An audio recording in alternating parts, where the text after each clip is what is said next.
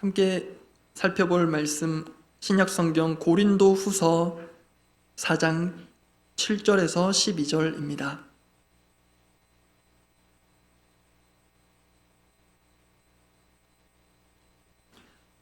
고린도후서 4장 7절에서 12절입니다.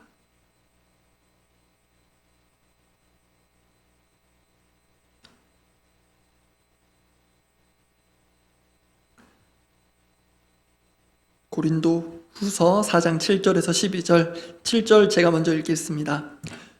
우리가 이 보배를 질그릇에 가졌으니 이는 심히 큰 능력은 하나님께 있고 우리에게 있지 아니함을 알게 하려 함이라.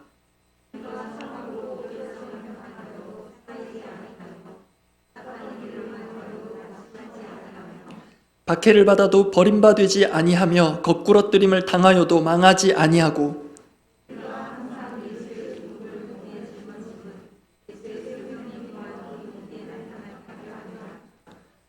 우리 살아있는 자가 항상 예수를 위하여 죽음에 넘겨짐은 예수의 생명이 또한 우리 죽을 육체에 나타나게 하려 함이라. 즉 사망은 우리 안에서 역사하고 생명은 너희 안에서 역사하느니라. 아멘. 오늘 설교 제목이 깨질 그릇에 담긴 보배입니다. 오늘 읽은 말씀은 아주 유명한 본문인데요. 제가 질그릇에 대한 사전적인 정의를 정확하게 한번 확인하려고 인터넷 검색창에 질그릇 이렇게 입력하고 엔터를 눌렀습니다. 뜻은 간단했습니다. 진흙으로 만든 그릇 이런 뜻이었는데 눈에 띄는 게 하나 있었습니다.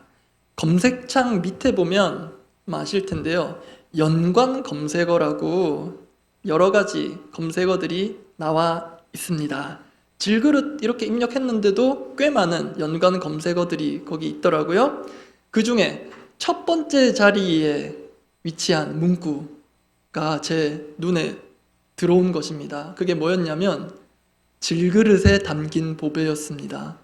그냥 일반 인터넷 포털 사이트인데 연관 검색어 첫 번째 자리가 질그릇에 담긴 보배더라고요. 제가 평소에는 연관 검색어 거의 눌러보지 않는 사람인데요. 그 질그릇에 담긴 보배 눌러봤을까요? 안 눌렀을까요? 예, 눌렀죠. 눌렀는데 예상했던 대로 질그릇에 담긴 보배라는 설교 제목의 영상들이 쭉 나오더라고요. 예, 이름만 말씀드리면 다 아실 만한 한국교회를 대표한다고 할 법한 그런 목사님들의 설교 영상 목록이 나왔습니다. 본문도 거의 비슷합니다. 고린도후서 4장 7절에서 10몇 절. 제목 질그릇에 담긴 보배.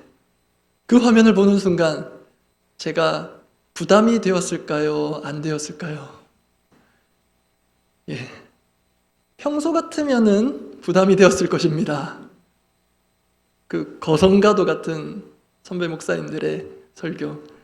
그런데 이번에는 오히려 부담이 이렇게 싹 사라지더라고요. 왜냐하면 오늘 만약에 제가 조금 죽을 쓴다 하더라도 우리 성도님들께서 은혜는 그분들 영상을 찾아서 보시면 되겠구나. 이번에는 그런 생각이 들더라고요. 되게 유기성 목사님 이런 분들 되게 감사하는 마음이 들었습니다. 예. 그래서 오늘 혹시 기도회가 뭔가 좀 아쉽다 하시는 분들은 좋은 방법 알려드리겠습니다. 검색창에 질그릇 3글자만 치시면 됩니다. 밑에 뜨니까요. 예. 근데 혹시 지금 온라인으로 함께 하시는 분들은 지금은 치시면 안 됩니다. 예. 본문 7절 말씀, 오늘 읽은 본문 중에서도 핵심이 되는 말씀이라서 함께 7절 말씀 읽어보도록 하겠습니다. 우리가 이 보배를 질그릇에 가졌으니 이는 심히 큰 능력은 하나님께 있고 우리에게 있지 아니함을 알게 하려 함이라. 아멘. 오늘 설교 제목이 깨질 그릇에 담긴 보배입니다. 질그릇에 담긴 보배라는 설교 제목이 많아가지고 제가 억지로 차별성을 두려고 붙인 건 아닙니다. 처음 이 본문을 받았을 때요, 거의 바로 이 설교 제목이 생각이 났습니다. 깨질 그릇에 담긴 보배. 이유는 2가지 정도 있었습니다. 하나는 질그릇이 원래 깨지기 쉬운 그릇이기 때문이었습니다. 그리고 또 하나는 하나님께서 이 질그릇 같은 우리를 종종 깨뜨리실 때가 있기 때문입니다. 그래서 오늘은 이 두 가지 이유를 큰 두 가지의 대지로 삼아서 말씀 살펴보고 함께 기도하려고 합니다. 첫째로 살펴볼 것은요, 질그릇에 보배를 담으시는 하나님입니다. 질그릇에 보배를 담으시는 하나님. 조금 전에 읽은 7절에 질그릇 그리고 보배 단어가 나오는데 각각 의미하는 바를 포착하는 건 그렇게 어렵지 않아 보입니다. 질그릇은 우리가 일감 받아들이는 대로 우리의 존재를 가리킵니다. 그리고 보배, 특히 그냥 보배가 아니고 이 보배라고 해서 맥락상의 앞구절인 6절 말씀을 볼 필요가 있습니다. 고린도후서 4장 6절 말씀 제가 읽겠습니다. 어두운 데에 빛이 비치라 말씀하셨던 그 하나님께서 예수 그리스도의 얼굴에 있는 하나님의 영광을 아는 빛을 우리 마음에 비추셨느니라. 여기서 예수 그리스도의 얼굴에 있는 하나님의 영광을 아는 빛, 좀 길긴 한데 이것이 문맥상 7절에서 이 보배가 가리키는 것이다 라고 할 수 있습니다. 그런데 이 길었던 부분, 예수 그리스도의 얼굴에 있는 하나님의 영광을 아는 빛, 좀 길기도 하고 조금은 추상적으로 다가오기도 합니다. 그래서 이 부분을 조금 더 압축하고 구체화해 보면 이렇습니다. 헬라어 원문의 어순상으로 보면요, 6절의 마지막 단어는 그리스도입니다. 그 바로 앞이 예수. 그래서 예수 그리스도가 6절 마지막 단어입니다. 그리고 나서 7절에서 이 보배라고 가리키기에 구문상으로 자연스럽게 보자면 이 보배가 지칭하는 것이 가장 가까운 단어인 그리스도 또는 예수 그리스도가 될 수 있습니다. 그리고 사실 하나님의 영광을 아는 빛, 이것이 발하는 그 지점이 예수 그리스도의 얼굴이기도 하기 때문에 종합하면 이 보배는 압축해서 한 단어로 하자면 그리스도라고 해도 무방합니다. 즉 그리스도가 우리의 보배이십니다. 아멘이십니까?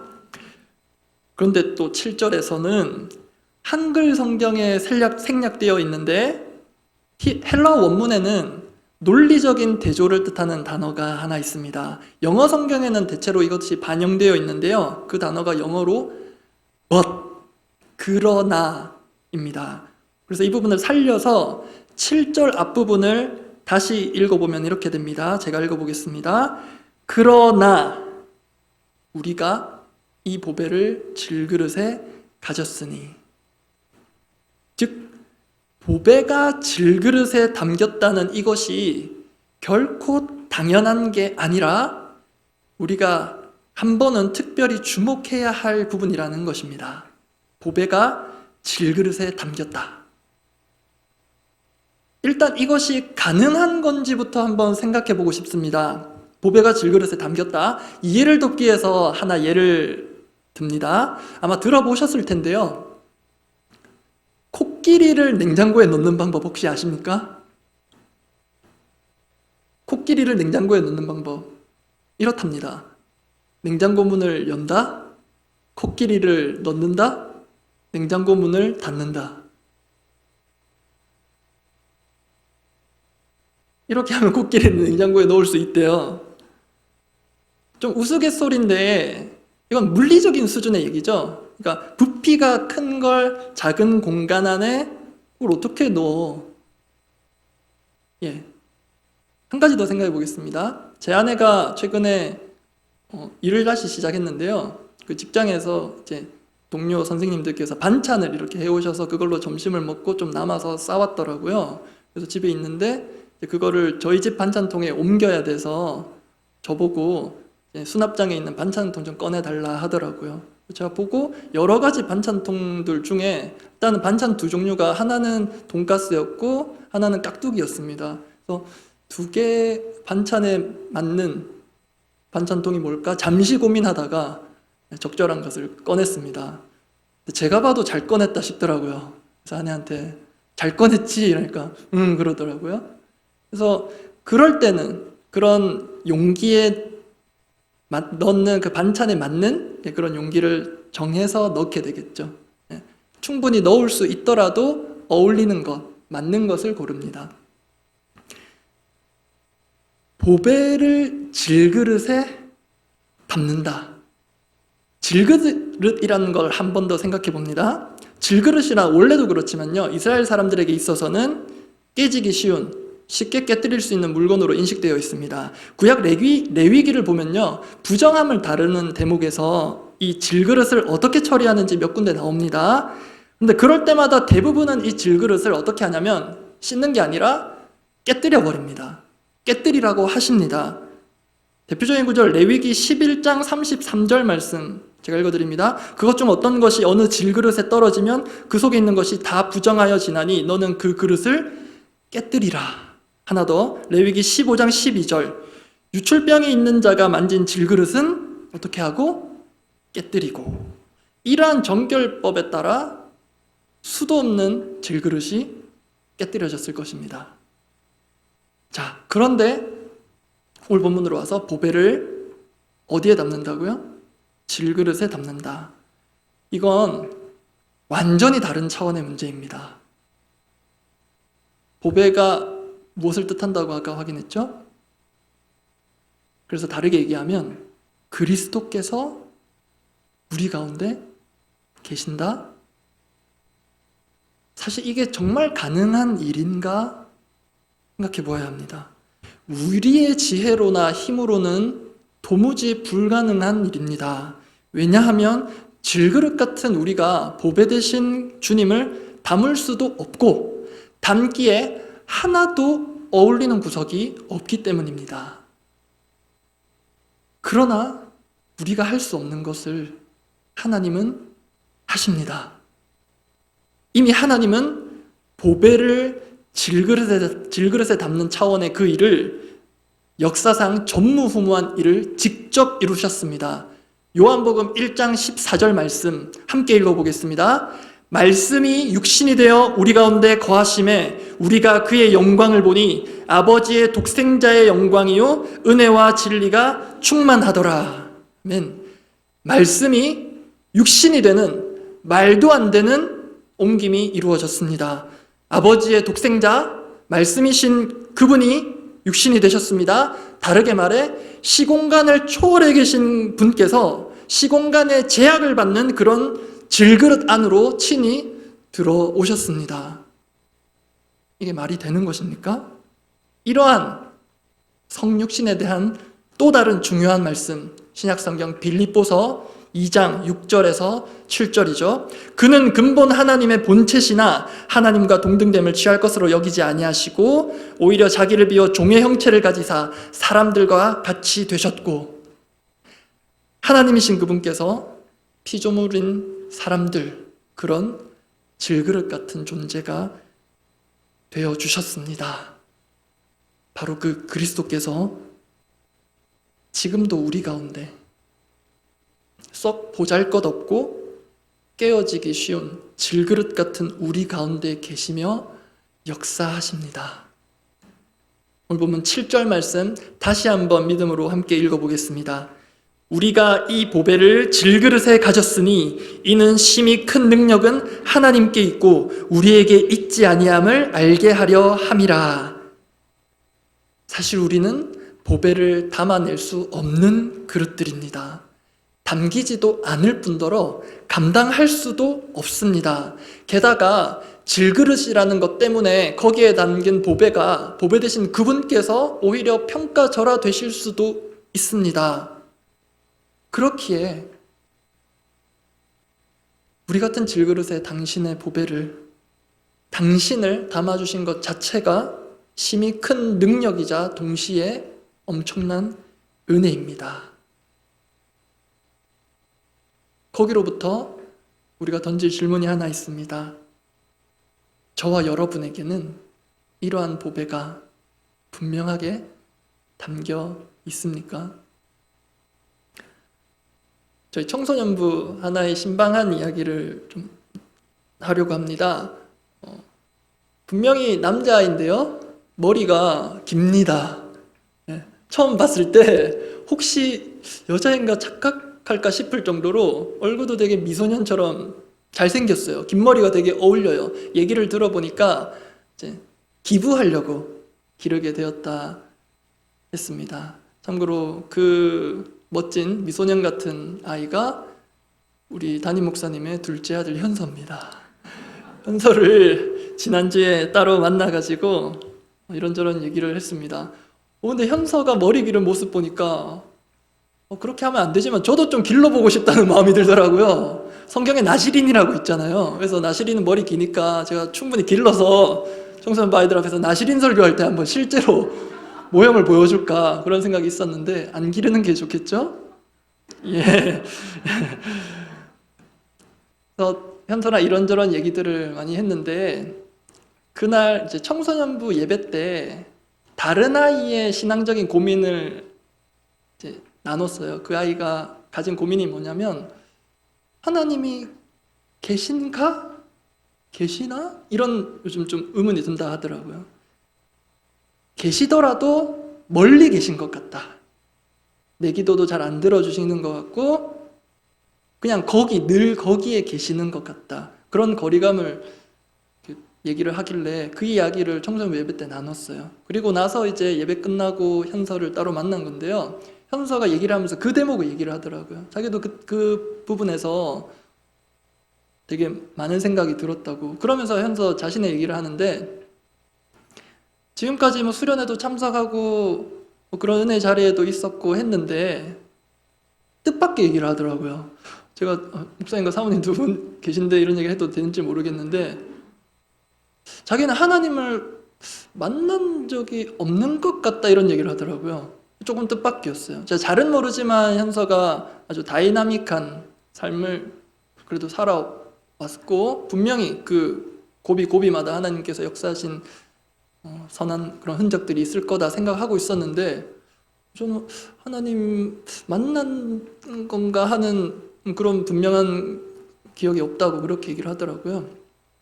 이제 그 얘기를 듣고 제가 몇 가지 얘기를 해줬는데 제가 봤을 때는 그렇기 때문에 현서가 하나님을 만나지 않은 것이 아니라 하나님 분명히 만나주시고 현서와 함께 하시는데 현서가 볼 때는 뭔가 특별한 선명한 어떤 극적인 만남의 순간은 없어서 그렇게 얘기한 것처럼 보이더라고요. 그래서 이렇게 얘기를 해줬습니다. 지금은 잘 모르고 지나갈 수 있지만 언젠가는 하나님께서 깨닫게 주실 때가 있을 것 같다. 현서 너가 예전에 이렇게 할 때 그때 하나님이 내가 너와 함께 있었던 거야. 그렇게. 그래서 이미 보배를 가진 자인데 제가 볼 때는 정작 당사자는 내가 보배를 가진 자인가? 내가 하나님을 알고 만나고 내 안에 성령께서 또 그리스도께서 함께 사시는가? 잘 인지하지 못하는 경우도 꽤 많겠더라고요. 청소년 아이들 뿐만이 아니라 우리 어른들의 경우도 그럴 수 있는데 우리 어른들의 경우는 조금 더 문제가 복잡할 것 같습니다. 어떤 거냐면 보배라는 건 압니다. 아멘으로도 합니다. 그런데 실제로는 보배를 보배로 여기지 못하고 가치 없는 것들을 가치 있게 여기면서 살아가는 것. 그런 점에서 우리 어른들은 조금 더 엄중하게 자문해 봐야 되겠습니다. 저와 여러분에게는 이 보배, 참 보배가 되고 계십니까? 오늘 앞에 불렀던 찬양 중에 목마른 사슴, 제가 군대 훈련소 가서 처음으로 오는 주일에 예배를 드리러 갈 수 있겠다 기다리고 있었는데 청천벽력 같은 소식이 떨어졌습니다. 이번 첫 주일에는 종교 행사 없다. 부대에 무슨 일이 있어가지고 그래서 상당한 좀 좌절이 되었는데 그래도 한 주 버티고 그 다음 주일에 훈련소 주일 예배를 참석했어요. 예배 시작 찬양 반주가 나오는데 목마른 사슴인 거예요. 훈련소에 있는 저의 처지가 어찌나 똑같이 오버랩이 되는지 목마른 하면서 그 목 시작하면서마저 목 놓아 울었습니다. 그러면서 그냥 울음으로 그 찬양을 보냈습니다. 네. 근데 오늘 이 찬양을 고른 이유는 2절 가사 때문이었어요. 금보다 귀한 나의 주님, 내게 만족 주신 주, 당신만이 나의 기쁨, 또한 나의 참 보배. 여러분 잘 아시죠? 우리 민족만큼 금을 좋아하는 민족이 또 있을까?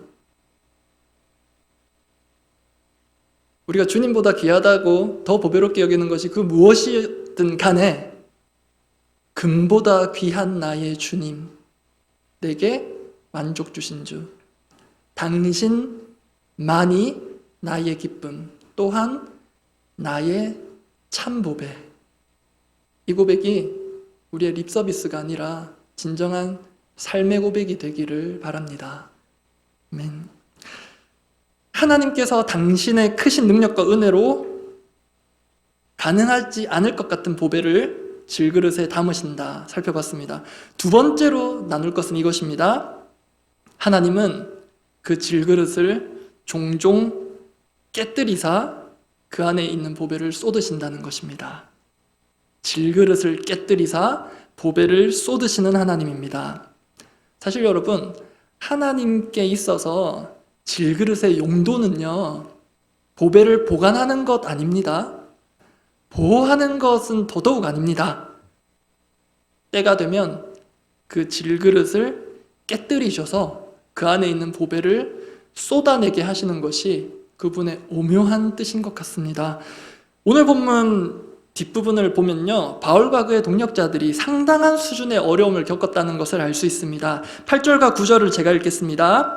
우리가 사방으로 우겨쌈을 당하여도 쌓이지 아니하며 답답한 일을 당하여도 낙심하지 아니하며 박해를 받아도 버림받지 아니하며 거꾸러뜨림을 당하여도 망하지 아니하고. 일단 여기까지만 보면요, 가진 고생은 했으나 그래도 당당하게 버텨냈다, 이런 느낌으로 좋게 들리긴 합니다. 그런데 10절 계속해서 보면 전혀 그렇지가 않습니다. 10절 제가 읽습니다. 우리가 항상 예수의 죽음을 몸에 짊어짐은 예수의 생명이 또한 우리 몸에 나타나게 하려 함이라. 11절은 함께 읽겠습니다. 우리 살아있는 자가 항상 예수를 위하여 죽음에 넘겨짐은 예수의 생명이 또한 우리 죽을 육체에 나타나게 하려 함이라. 뭔가 비장합니다. 항상 예수의 죽음, 항상 예수를 위하여 죽음에 넘겨짐, 우리 죽을 육체, 언제든지 목숨을 내놓을 상황을 예상하고 있습니다. 또 그렇게 되어도 전혀 이상하지 않은 상황이라는 것입니다. 그런데 중요한 것은요, 바울이 말하는 그 예수의 죽음, 그분의 그 고난의 길을 따라가더라도 결국 그 과정을 통해 예수의 생명이 나타날 것이다 라는 사실입니다. 다르게 말하면 질그릇 같은 바울, 질그릇 같은 내가, 질그릇과도 같은 우리가 깨어질 때 그 안에 생명의 보배가 쏟아져 나올 것이라는 것입니다. 그런데 앞서서 보배를 질그릇에 담으신 것도 그렇고 이 질그릇을 깨뜨리사 보배를 쏟아내시는 것 역시 하나님께서 친히 먼저 하신 일입니다. 예수님께서 말씀하셨습니다. 요한복음 12장 24절, 너무 유명한 말씀이니까 한 번 더 같이 읽어보겠습니다. 내가 진실로 진실로 너희에게 이르노니 한 알의 밀이 땅에 떨어져 죽지 아니하면 한 알 그대로 있고 죽으면 많은 열매를 맺느니라. 아멘. 그렇게 땅에 떨어져 죽는 밀알로 오신 예수님께서 말씀하신 대로 죽으심으로 많은 열매를 맺으셨습니다. 그렇게 질그릇된 자신의 몸을 깨뜨리시고 찢어주셔서 당신의 생명의 보혈을 우리 가운데 흘려 보내주셨습니다.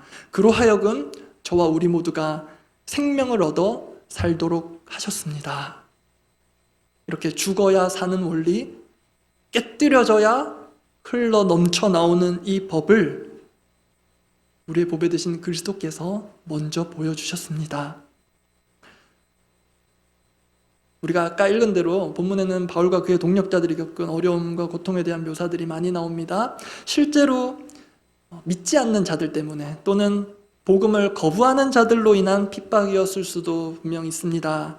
그런데 바울의 서신을 잘 보시면요, 이 고린도 전후서도 그렇고 바울을 힘들게 한 것에 상당한 지분을 차지한 이들이요, 공교롭게도 그가 세운 교회의 성도들입니다. 심지어 바울의 사도권, 다르게 말하면 자신들의 목자 내지는 목회자됨을 인정하지 않았던 성도들도 있었고 적지 않았던 것 같습니다. 근데 중요한 것, 근본적으로는 바울에게 상상을 초월하는 내 양과도 같은 그런 이들의 반대와 비난, 그런 어려움까지 겪게 허락하신 분은 하나님이시라는 것입니다. 심지어 바울을 깨뜨리시려고 하나님 작정하신 것처럼 보이기도 합니다. 그런데 정말 그것은 말 그대로 하나님의 뜻이기도 했습니다. 왜냐하면 하나님은 사도 바울을 이방을 위한 그릇으로 택하셨는데, 그때 바울이 회심하는 과정에서 아나니아라는 사람을 통해 하나님께서 주신 말씀이 있기 때문입니다. 사도행전 9장 15절 말씀인데요, 주께서 이르시되 가라. 이 사람은, 바울을 가리킵니다. 이 사람은 내 이름을 이방인과 임금들과 이스라엘 자손들에게 전하기 위하여 택한 나의 그릇이라. 오늘 본문의 그 그릇입니다. 이 말씀으로부터 바울의 인생이 180도 다르게 시작이 됩니다. 그런데 이 15절에 이어지는 말씀이 더 의미심장합니다. 16절입니다. 그가 내 이름을 위하여 얼마나 고난을 받아야 할 것을 내가 그에게 보이리라. 이어서 말씀드리면 이렇습니다. 내가 특별히 택한 그릇이기에 내가 그릇된 너를 깨뜨리려고 한다. 바울과는 다르겠으나 지금 시대의 목회자도 어떤 면에서는 맥을 같이 하는 부분이 있는 것 같습니다.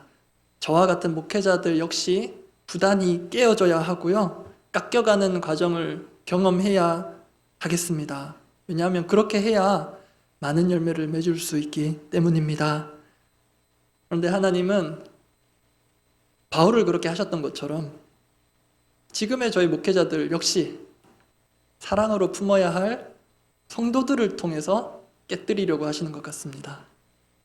순장님들의 경우에는 순원들을 통해 그런 아픔을 겪게도 되시겠고요, 그리고 우리 부모님들, 무조건적으로 품고 사랑하는 우리 자녀들 때문에 오히려 우리 부모들이 깎이고 깨지고 다듬어집니다. 이유는 각각의 경우 다 대동소이합니다. 그렇게 해야, 그렇게 깨뜨려지는 과정을 거쳐야 우리의 힘과 지혜가 아닌 우리에게 부어주시는 하나님의 그 힘과 은혜로 섬기며 살 수 있기 때문입니다. 그래서 우리 앞서 섬기는 이들이 철저히 깨어져야 우리 안에 담긴 보배가 자유롭게 나타나고 흘러갈 수 있으리라 믿습니다. 그런데요, 그 깨어지는 과정이 분명 고통스럽습니다. 저를 볼 때 엄밀히 말하자면 제가 깨어지고 낮아져야 함이 분명하나 그러지 않으려고 버티는 게 고통을 증폭시키는 것 같습니다. 저는 개인적으로 최근 들어서 사역에 힘이 좀 많이 들어갔는지 하나님께서 힘을 빼게 하시는 것 같습니다. 저희 청소년부 수련회가요 3주 채 안 남았습니다. 다른 부서들은 더 임박해 있고요. 그런데 저희 청소년부 수련회 계획이요 아직도 안 나왔습니다. 조금 사연이 있습니다. 들으신 분이 있는지 모르겠는데요, 제가 A라는 계획을 이렇게 마련해서 나름 구색을 갖춰서 이렇게 선생님들과 공유를 했습니다. 처음 그래서 언뜻 보실 때는 나쁘지 않다 이렇게 했는데 얼마 지나지 않아서 그 A라는 계획이 엉성하다는 걸 다들 꿰뚫어 보셨거든요. 한두 해 섬기신 분들이 아니라. 그래서 제가 볼 때 이것은 고쳐 쓰기엔 어렵다, 처음부터 다시 계획을 세워보자.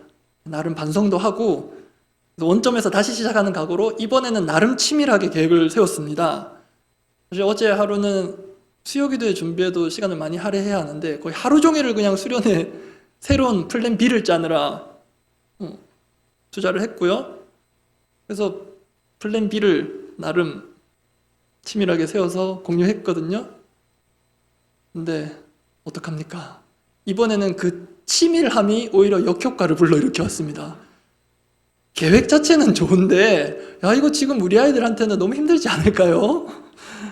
아이들 힘들게 할 수 있다는 의견들이 지배적이었습니다.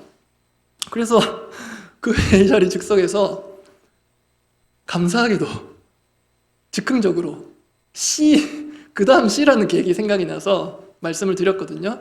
아이들은 다 좋다고 하셔가지고 오는 주일에 그 C라는 계획을 옮겨보려고 합니다. 그 C라는 계획이 뭐냐면 아이들이 직접 수련회 계획을 짜보는 겁니다. 전지 2장 두고 너희 하고 싶은 대로 다 짜봐라. 죄 짓는 것 빼곤 다 된다. 이렇게 해보려고 합니다. 그래서 수련회 조대로 미리 조를 편성해서 주고 아이들이 왜 그렇게 짰는지 얘기를 들어보고 이제 그걸 참고해서 선생님들이 최종적인 계획표를 짜려고 합니다. 여러분 어쨌든 청소년부 수련회 계획은 현재 백지 상태입니다. 기도를 부탁드립니다. 근데 여러분 제가 담당 교육자잖아요. 첫 수련회잖아요. 또 제가 나름 고심해서 내놓은 계획들이고 그렇게 수련회 계획이 A에서 B로 바뀌고 B에서 C로 바뀌는 과정을 겪는데 마음이 솔직히 불편하더라고요. 착잡하기도 하고 수련회 어떻게 되지? 연기해야 되나? 취소해야 되나? 그런 것도 열어두고 기도하면서 계속 고민해 왔습니다. 근데 지금은 오늘 말씀도 그렇고 묵상하면서 그런 과정을 통해 하나님께서 여전히 나를 깨뜨려가고 계시는구나. 내가 과한 힘이 들어가 있었구나. 살다 보면 우리 계획대로 안 되는 일이 훨씬 더 많잖아요. 교회에서도 마찬가지일 것입니다. 그걸 깨닫게 됩니다. 그래서 나에게 없는 것으로 하나님께서 주시는 힘과 은혜로 나를 깨뜨리셔서 그 보배로 다시금 또 사역하게 하시는구나 기대해 보려고 합니다. 그랬더니 거짓말같이 마음이 한결 가벼워졌습니다. 그전까지 정말 무거웠거든요. 말씀 정리하겠습니다. 누군가 부정적인 의미에서 사람에 관해 이런 말을 합니다. 사람은 고쳐 쓰는 게 아니다. 무섭죠? 근데 하나님 입장에서는 이렇게 달라집니다. 사람은 내 그릇은 내가 깨뜨려서라도 쓴다. 깨진 그릇은 고칠 수도 없고 재활용할 수도 없어 우리에게는 버리는 것이지만 하나님은 우리를 일부러 깨뜨리셔야 온전히 사용하실 수 있으신 것 같습니다. 왜냐하면 그래야 우리 안에 보배 되신 예수 그리스도께서 온전히 사실 것이기 때문입니다. 비록 아프지만 우리의 깨어짐을 통해 우리 안에 보배가 예수 그리스도께서 온전히 드러나게 되기를 바랍니다.